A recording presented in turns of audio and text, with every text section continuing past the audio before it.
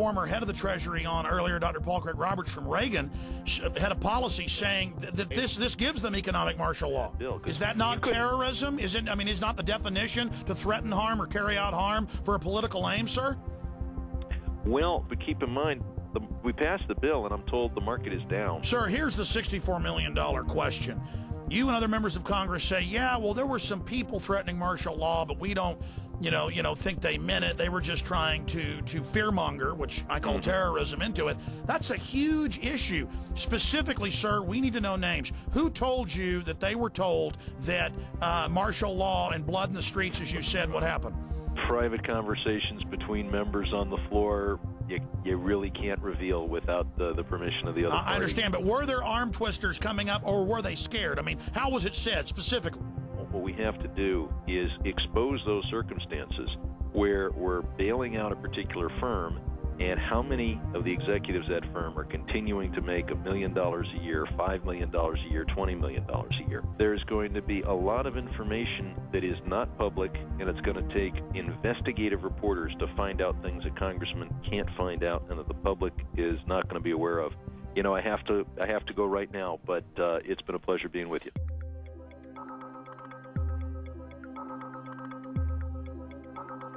Somebody in D.C. was feeding you guys quite a story prior to the bailout, a story that if we didn't do this, we were going to see something on the scale of the Depression. There were people that were talking about, martial law being instituted, civil unrest, all this kind of stuff. Who was feeding you this information? That's Henry Paulson. We had a conference call early on. It was on a Friday, I think a week and a half before the vote on October 1st. So it would have been the middle, what was it, 19th of September, okay. We had a conference call. In this conference call, and I guess there's no reason for me not to repeat what he said, but he painted this picture you just described. He said, this is serious. This is the most serious thing that we face. It's going to be far worse than the Great Depression of the 30s. And all these things, he was very descriptive of exactly what would happen if we didn't buy out these toxic assets, okay. Which he abandoned the day after he got the money.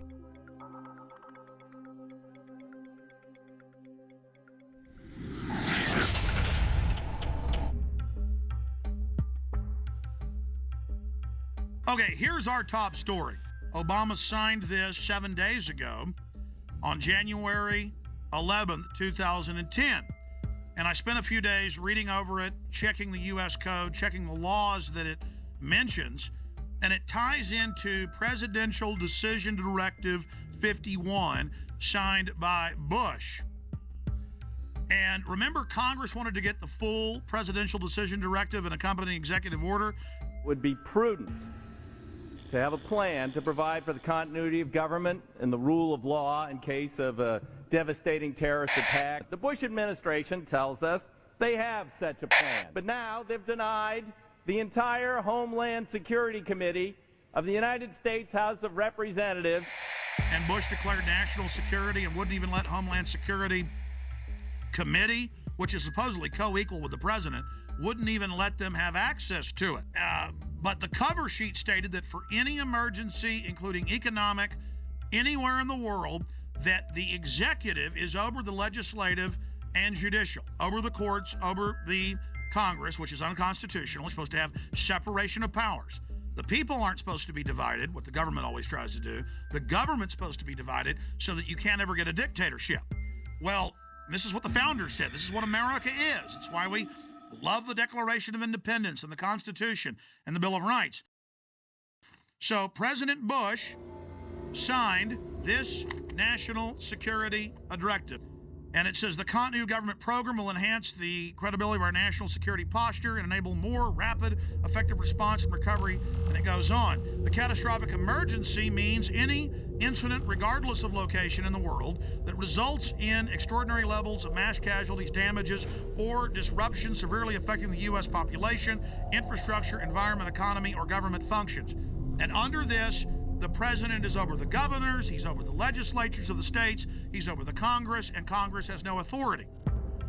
And then Congress asked for the full secret document, and it's still classified to this day. Obama has continued breaking his promise of transparency and has not released the full text of this and other memorandum. Connected into this is his new announcement. his new announcement. He is creating, with this executive order titled Establishment of the Council of Governors, it says here in the document that they are taking the governors, the states, the police forces, everything under the control of NORTHCOM, that's the Pentagon, and Homeland Security. But don't worry, the states have their say. The president is going to appoint the 10 members, 5 governors from the Republican and 5 governors from the Democrats. Kind of like Bush called the 9/11 Commission independent when he appointed it, or Janet Reno appointed her own Waco investigation team.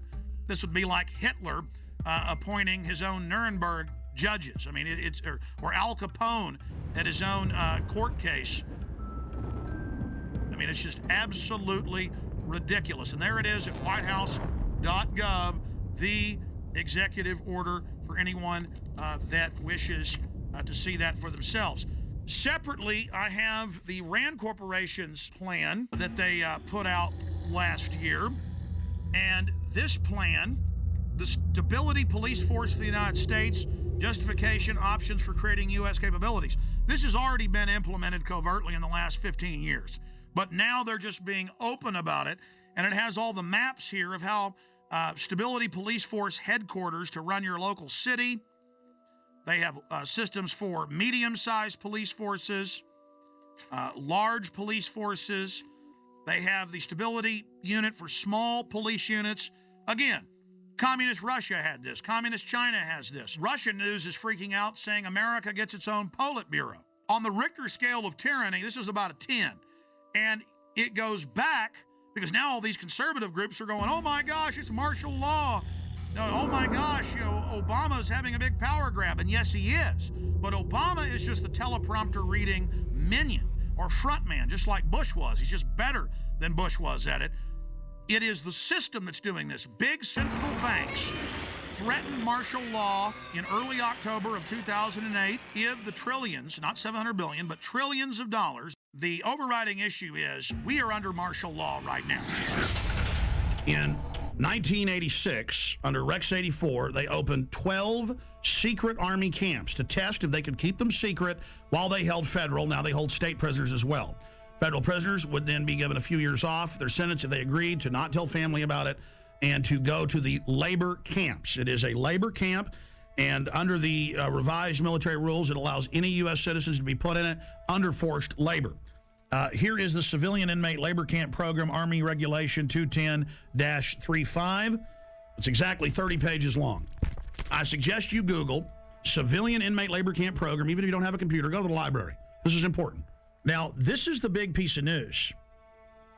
This is to establish setting up prison labor camps, negotiations with correctional systems representatives to establish prison camps, governing criteria, civilian inmate labor camps, policy statement, governing provisions for operating civilian inmate prison camps on Army installations, procedures for establishing a civilian inmate prison camp on Army installations, infrastructure, inter-service, interagency, and interdepartmental support agreements, working with local police at the FEMA camps. In 2002, I published my book, Descent into Tyranny. I've been covering it since 97 when it was declassified, but I put it in my book, Descent into Tyranny. This sucker was set up in 1986 at 12 camps. It's since doubled to 24.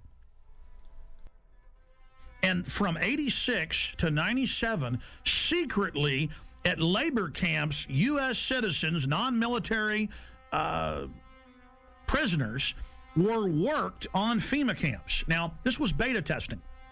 They would tell them, you'll be given leniency and only serve half your sentence if you agree to labor. The minute you don't, you'll be sent back on these military bases, but you can't tell anybody national security. See, they were testing, can we keep camp secret from local police or get them to work with us? Can we keep camp secret from the media? So for 11 years, they kept this sucker secret. Reagan, Bush, Clinton. And then Clinton declassifies it and says it's a good thing in 97, and they double the number. We had secret copies of this when I first got on air in about 95, 96, with just the cover sheet of it, and people made fun of us and didn't believe it. Then it was declassified. This is from Army.mil.